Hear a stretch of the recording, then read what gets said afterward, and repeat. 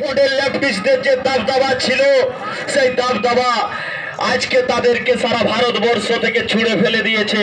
সারা ভারতবর্ষ থেকে তাদেরকে বঙ্গোপসাগর ভারত মহাসাগরে বিসর্জন দিয়ে দিয়েছে। আর আমরা কিন্তু মাথারিখামার অঞ্চলে এখনো জীবিত রেখেছি।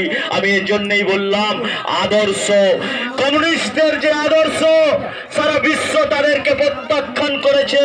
আমি বললাম সংসদ ভবনে তাদের বহনী করার জন্য কোনো সাংসদ যায়নি। আজকে এক সময় 36 জন সাংসদ বাংলার থেকে পাঠাতো, আজকে বহনী করার জন্য যায়নি। আমরা 2টা থেকে 303-এ এসেছি, ওরা 4টা থেকে 0 হয়ে গেছে।